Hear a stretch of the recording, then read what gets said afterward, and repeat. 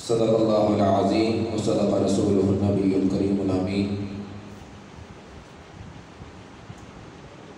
ان اللہ وملائکتہ یصلون علی النبی یا ایھا الذین آمنوا صلوا علیہ وسلموا تسلیما۔ الصلاۃ والسلام علیک یا سیدی یا رسول اللہ وعلی آلک واصحابک یا سیدی یا حبیب اللہ۔ خشک شاخوں کو وہ تازہ گلاب دیتے ہیں، عہد پیری کو وہ پھر سے شباب دیتے ہیں۔ پڑھ لے درود غفلت نہ کر خدا کی قسم، تیرے سلام کا وہ اب بھی جواب دیتے ہیں۔ الصلاۃ والسلام علیک یا سیدی یا خاتم النبیین وعلی آلک واصحابک یا سیدی یا جد الحسن والحسین۔ مولانا صلی وسلم دائما ابدا علی حبیبک خیر الخلق کلہم، منزہ عن شریک فی محاسنہ فجوہر الحسن فیہ غیر منقسم۔ محمد سید الکونین والثقلین والفریقین من عرب ومن عجم، یا رب صلی وسلم دائما ابدا علی حبیبک خیر الخلق کلہم۔ خدا ہے جن کو عظیم کہتا، مقام ان کا بڑھا بڑھا کر۔ خدا ہے جن کو عظیم کہتا، مقام ان کا بڑھا بڑھا کر۔ انہی کی عظمت بتا رہے ہیں، انہی کے نعرے لگا لگا کر۔ خدا نے ان کو علوم بخشے، قرب میں اپنے بلا بلا کر۔ خدا نے ان کو علوم بخشے، قرب میں اپنے بلا بلا کر۔ عیاں ہیں ان پہ وہ ذرہ ذرہ،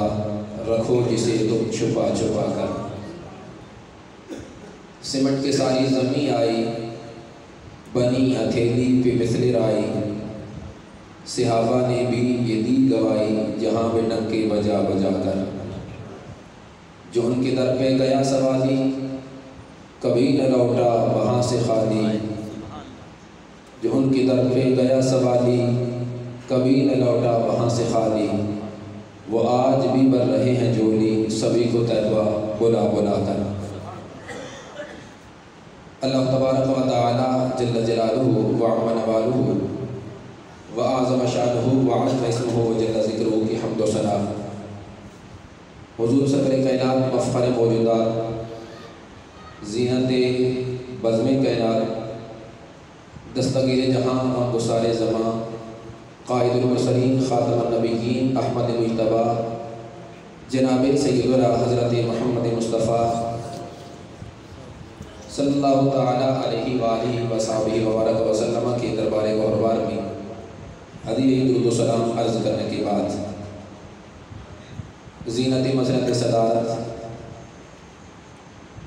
پیر طریقت، رہبر شریعت، پروردہ آغوش ولایت، حضرت قبلہ ڈاکٹر محمد عمر حفیظ طاہر نقشبندی مجددی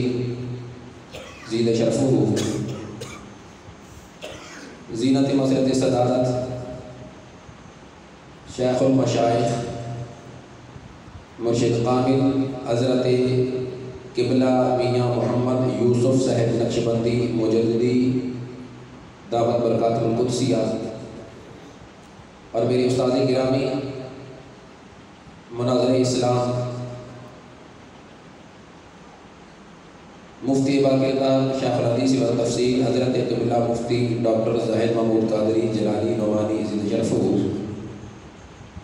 اور سٹیج پہ تشریف فرما صاحبزادہ والا شان میاں محمد عثمان صاحب نقشبندی مجددی، میاں محمد علی نقشبندی مجددی، اور فاضل محتشم میاں زبیر حسن صدیقی نقشبندی مجددی دعوت برکات القدسیہ، اور تمام مشاقان مصطفیٰ صلی اللہ علیہ وسلم۔ السلام علیکم ورحمۃ اللہ وبرکاتہ۔ آج ہم سب کو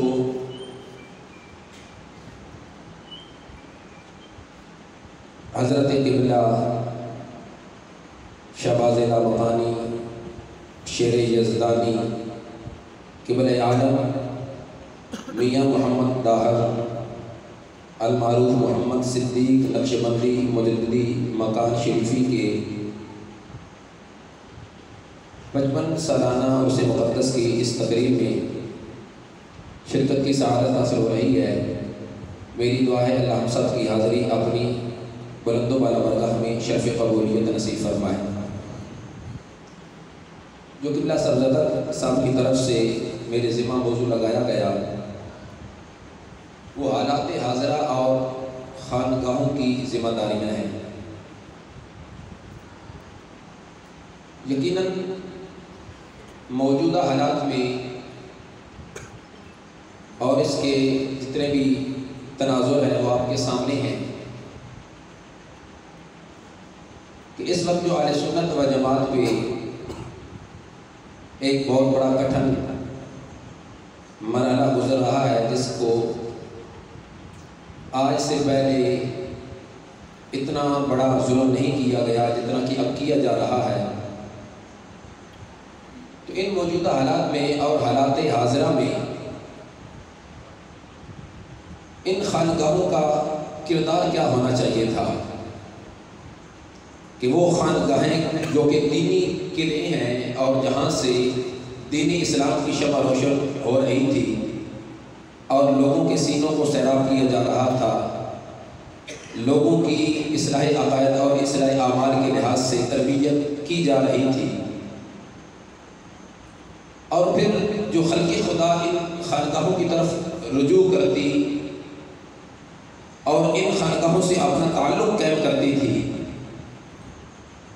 تو ان کی سب سے بڑی وجہ یہ ہوا کرتی تھی کہ وہ روحانی تسکین حاصل کرنے کے لیے ان خانقاہوں سے اپنا رابطہ قائم کرتے اور اپنی روحانی اصلاح کے لیے ان سے رشتہ قائم کرتے۔ لیکن آج کیا وجہ ہے کہ ان خانقاہوں کا وہ کردار ہمیں نظر نہیں آ رہا کہ جہاں پہلے یہ ہوا کرتا کہ پیران طریقت اپنے مریدین کی تربیت فرمایا کرتے اور ان کا روزمرہ کے لحاظ سے ان کو اسباق دیا کرتے اور پھر ان کی تلاشی بھی لیتے تھے،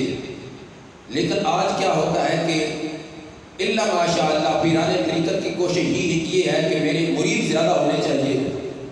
اور میرا پروٹوکول زیادہ ہونا چاہیے، اور پھر مریدین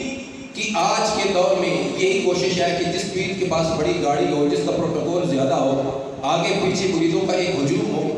جوتے اٹھانے والا کوئی اور ہو، آگے ایک نے اس کا جو ڈنڈا ہے وہ پکڑا ہوا ہو اور ایک نعرے لگا رہا ہو، ہم کہتے ہیں بڑا پیر تو یہی ہے۔ لیکن ہمارے اسلاف نے آج جس ہستی کا اسے مقدس ہے،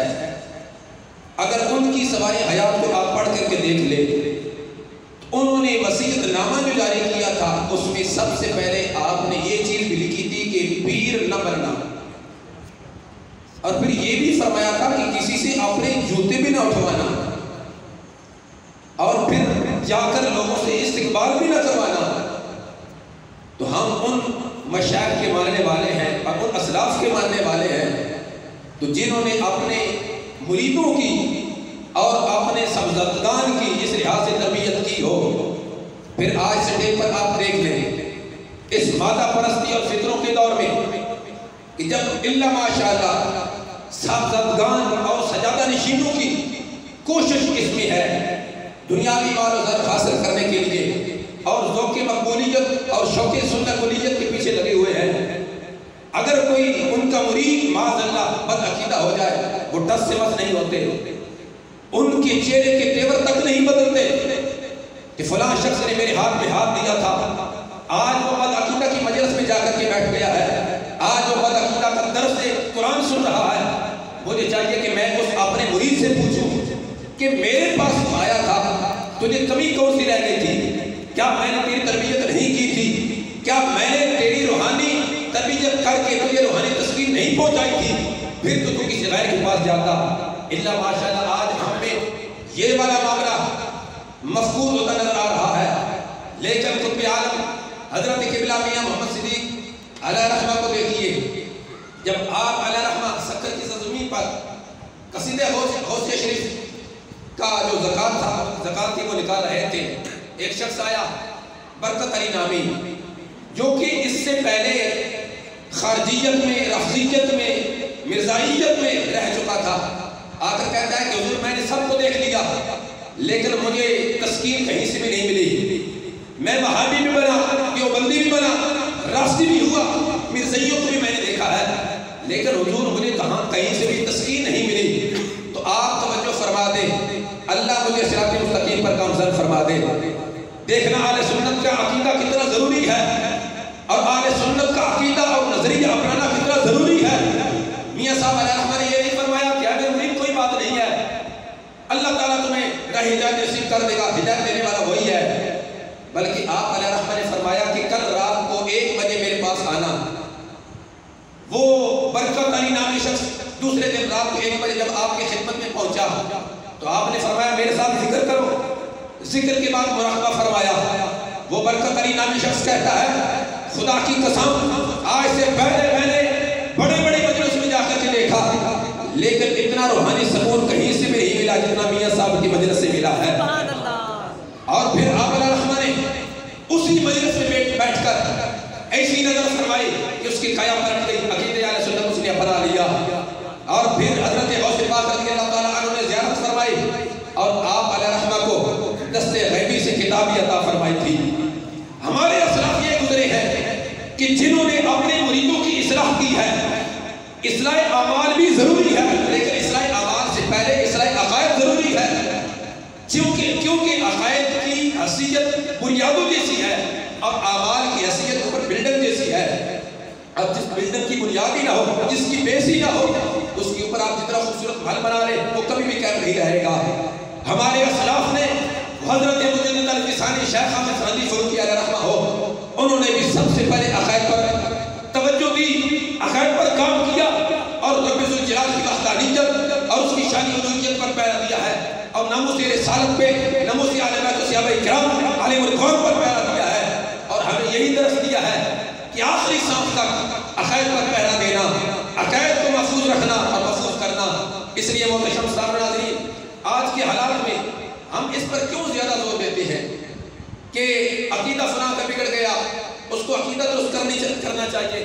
فلاں رافضیوں کی مجلس میں جاتا ہے، فلاں خادیوں کی مجلس میں جاتا ہے، فلاں تفسیریوں کے پاس جا کر کے کیوں بیٹھتا ہے۔ لوگ ہمیں کہتے ہیں آپ اتنی شدت پسند کیوں ہوتے جا رہے ہیں، پھر کیا ہوا؟ اگر فلاں رافضی ہے تو اس نے جا کر اس نے سلام لے لیا پھر کیا ہو گیا؟ ہم کہتے ہیں نہیں،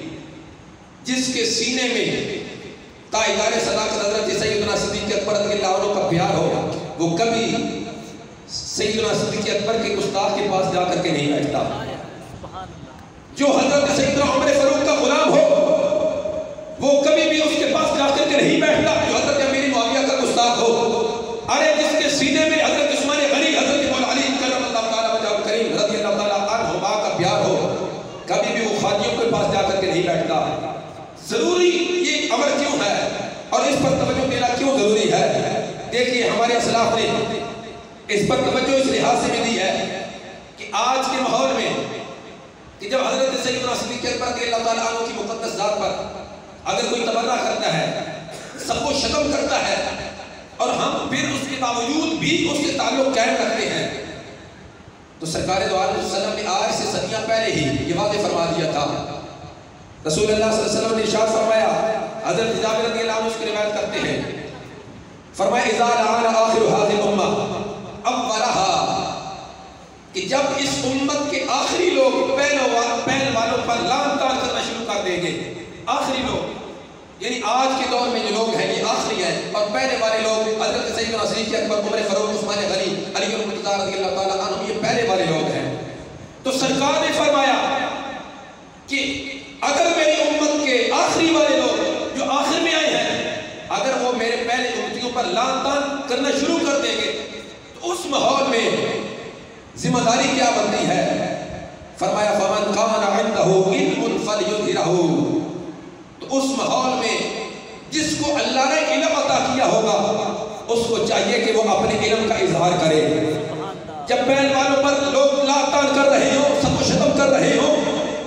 تو آخری والے لوگ ایسا کام کر رہے ہوں، پھر اللہ نے جس کو علم عطا فرمایا ہو اس کو چاہیے کہ وہ اپنے علم کا اظہار کرے۔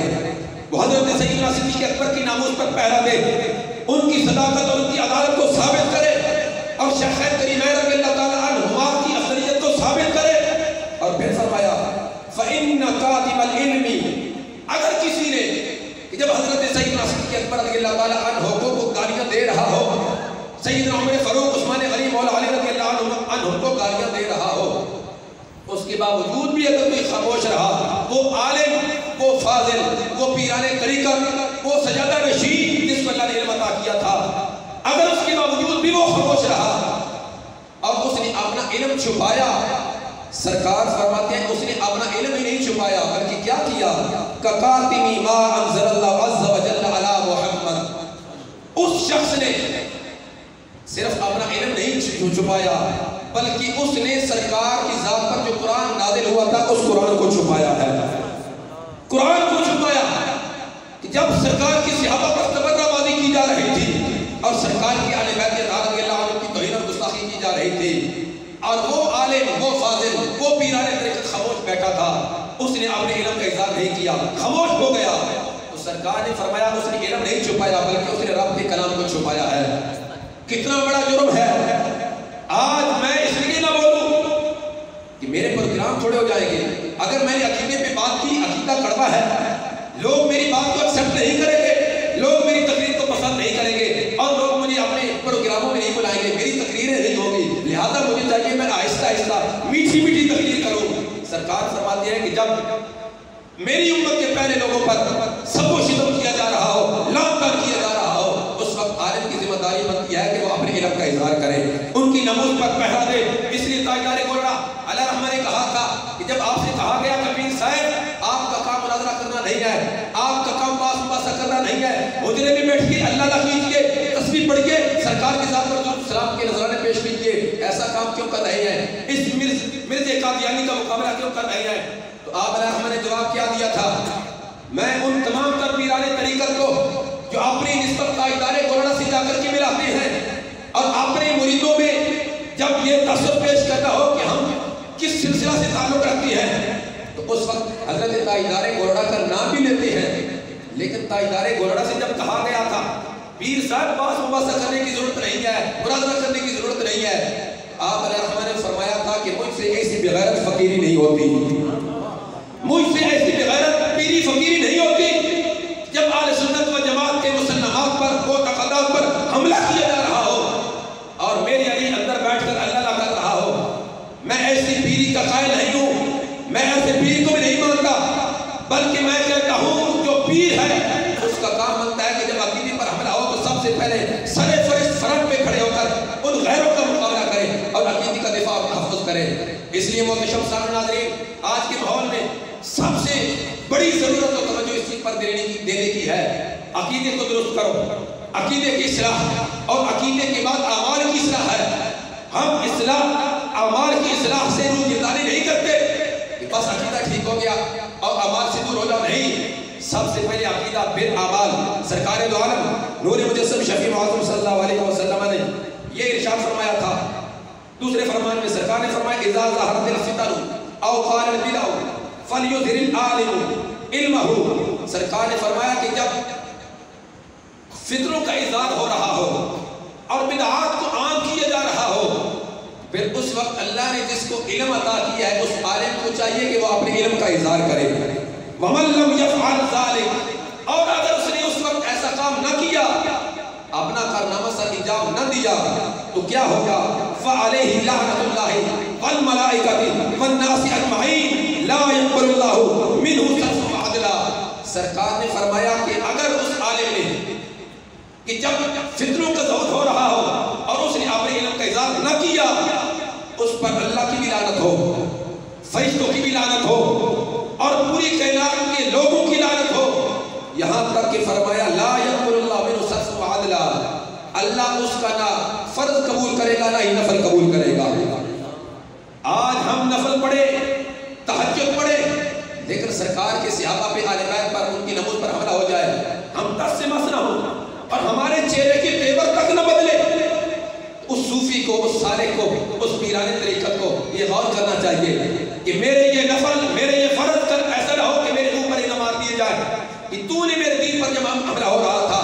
اور فتنے سر اٹھا رہے تھے اس وقت تم کہاں تھے اور تم نے اپنے علم کا اظہار کیوں نہیں کیا؟ اور آج کے ماحول میں کس کس فتنے کا نام لیا جائے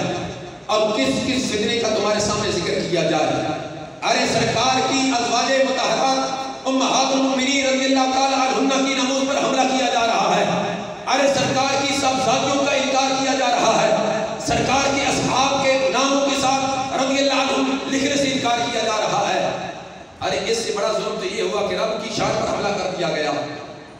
وہ وحدہ لا شریک ذات، وہ خالق و مالک ذات، آج اس کی شان الوہیت پر حملہ کر دیا گیا۔ اور ہمارے پاکستان میں ہوا، اس اسلامی جمہوریہ ملک پاکستان میں ہوا ہے۔ کتنے پیران طریقت نکلے ہیں اور انہوں نے اپنے علم کا اظہار کیا ہے۔ کیا وجہ ہے کیوں نہیں بول رہے؟ کیا رب کی ذات سے بڑی کس کی ذات ہے؟ کیا رب کی شان پر حملہ دینے سے بڑے کوئی اور ذمہ داری ہے؟ کیوں نہیں بول رہے؟ کیا وجہ ہے؟ کیا ان کی مجبوری ہے؟ کیا اس لیے نہیں بولتے کہ ہمارے مرید ہم سے دور نہ ہو جائے؟ کیا اس لیے نہیں بولتے کہ وہ فلاں حکومتی جو کہ ایم پی ہے یا ایم این اے ہے اس کے ساتھ ہمارے تعلقات کیا ہے وہ ناراض ہو جائے گا؟ لیکن سرکار دو عالم نور مجسم شفیع اعظم صلی اللہ علیہ وسلم کا یہ فرمانے نشان میرے محمد صلی اللہ علیہ وسلم نے ارشاد فرمایا تھا، ابن ماجہ شریف میں یہ موجود ہے، سرکار نے فرمایا لا یحقر احدکم نفسہ، یا اے میرے صحابہ تم میں سے کوئی بھی اپنے نفس کو حقیر نہ جانے، اپنے نفس کو حقیر نہ جانے۔ قال یا رسول اللہ صلی اللہ علیہ وسلم کیف یحقر احدنا نفسہ، یا رسول اللہ بھلا ہم میں سے کون ہے جو اپنے نفس کو حقیر جان سکتا ہے؟ صحابہ نے تعجب کیا، یا رسول اللہ ہم میں سے کوئی بھی ایسا نہیں کہ جو اپنے نفس کو حقیر جانے، کوئی بھی نہیں جانتا۔ سرکار دو عالم صلی اللہ علیہ وسلم نے ارشاد فرمایا قال یرا امرا للہ، وہ شخص اپنے نفس کو حقیر جانتا ہے، کون سا شخص؟ فرمایا کہ جو شخص اللہ کے حکم کو جانتا ہے، علیہ فیہ مقال، اور پھر وہ اللہ کا حکم جس کی خلاف ورزی کی جا رہی ہے اس کو بھی جانتا ہے کہ حدود اللہ کو پامال کیا جا رہا ہے، شریعت محمدیہ کا مذاق اڑایا جا رہا ہے، رب کی شان کی توہین گستاخی کی جا رہی ہے، ناموس رسالت پر حملہ کیا جا رہا ہے، اس کو سب کچھ پتہ ہے، جانتا ہے، لیکن ثم لا یقول فیہ، اس کے باوجود وہ بولتا نہیں ہے، خاموش ہے۔ سرکار کی نماز پر حملہ ہو جائے اسے کوئی فکر نہیں، معاذ اللہ رب کی شان پر حملہ ہو جائے اسے کوئی فکر نہیں، دس سے بس نہیں ہو رہا۔ آپ علیہ السلام نے ارشاد فرمایا فیقول اللہ لہ یوم القیامہ، قیامت کا دن ہوگا، من میں عام لگا ہوگا میدان محشر میں رب کی ذات اس عالم سے اور اس شخص سے کہ جس کو پتا تھا کہ کیا حملہ ہو گیا، شریعت پر حدود اللہ پر حملہ ہو گیا، قیامت کے دن رب کی ذات اس عالم سے پوچھے گا ما منعک ان تقول فی کذا و کذا، اے میرے بندے ذرا یہ تو بتا فلاں موقع پر میری شان الوہیت پہ حملہ کیا گیا تو خاموش رہا،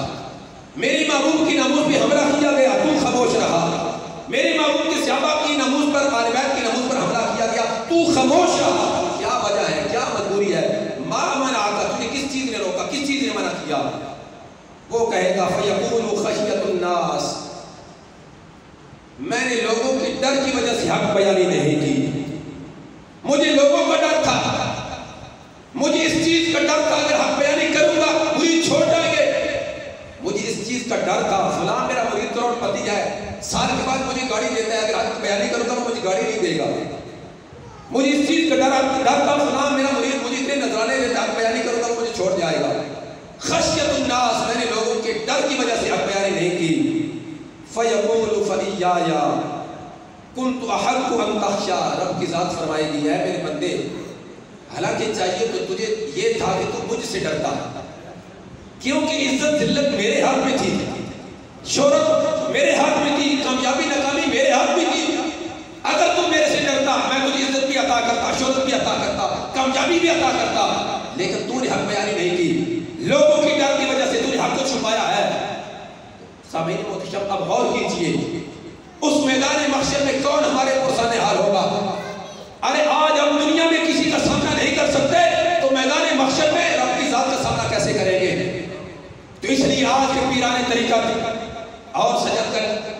نشینوں کو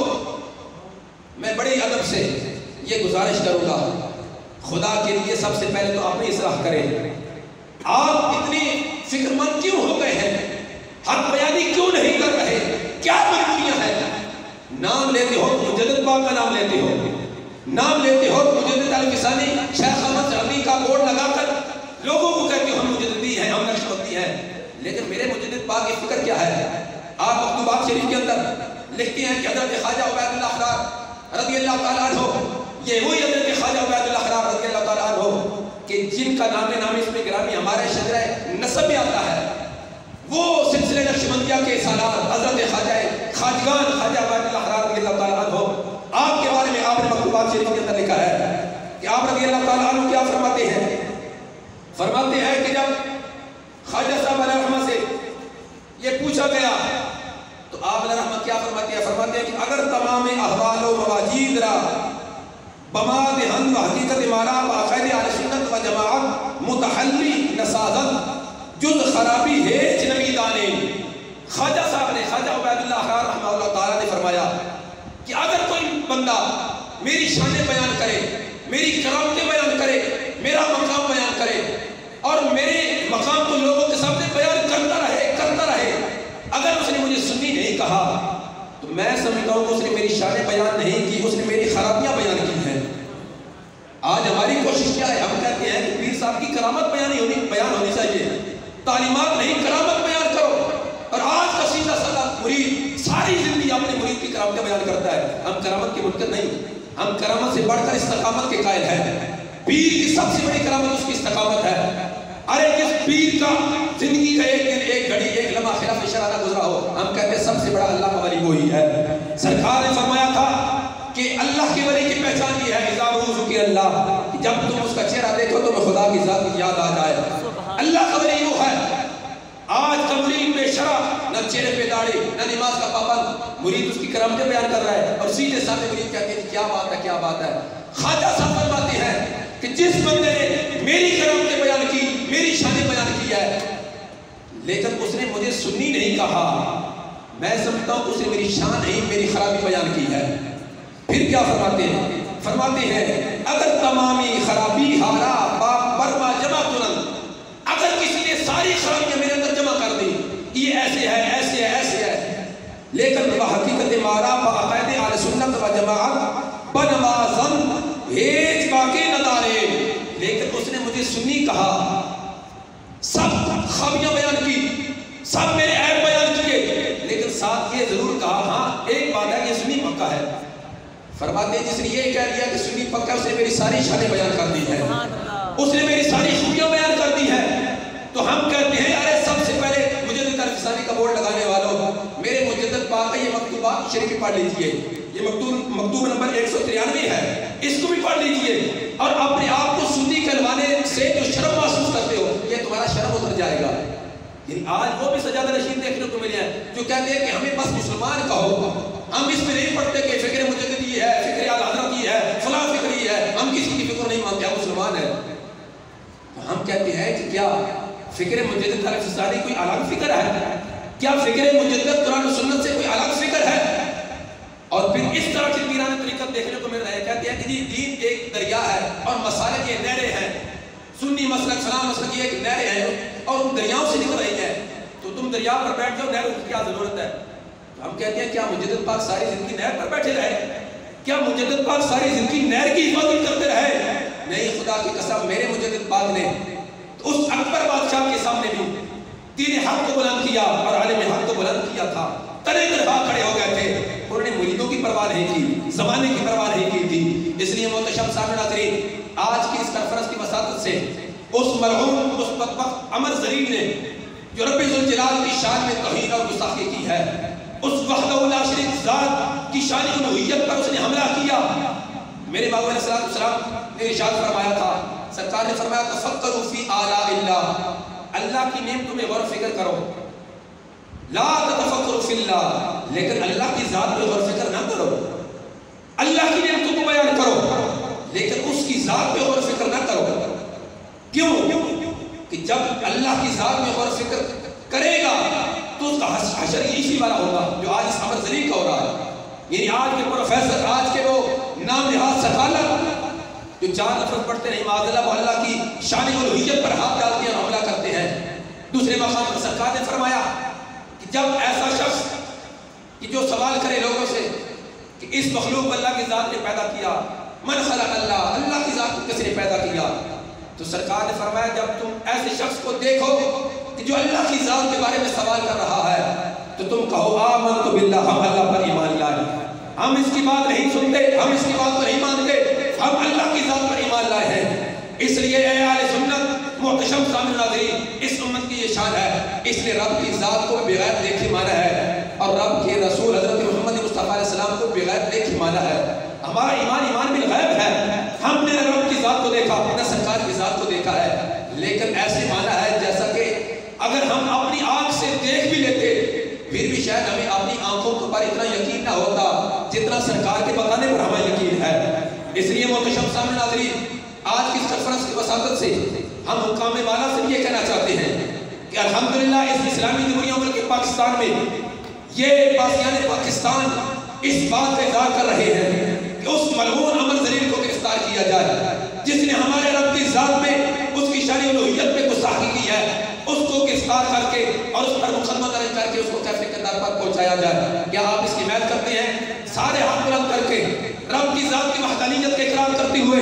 اور اس کی ربوبیت کی اظہار کرتے ہوئے ہم یہ کہنا چاہتے ہیں کہ وہ عمر ذلیل جو کہ گستاخ رب ذوالجلال ہے اور شان الوہیت کا گستاخ ہے، اس کو گرفتار کیا جائے، کیفے کردار تک پہنچایا جائے اور اس کو کرما کی سزا دی جائے۔ تو اے اللہ ہم سب کو آخری سال تک عقیدہ اہل سنت پر قائم و دائم رکھے اور یہ سلسلہ عالیہ نقشبندیہ مجددیہ کا فیضان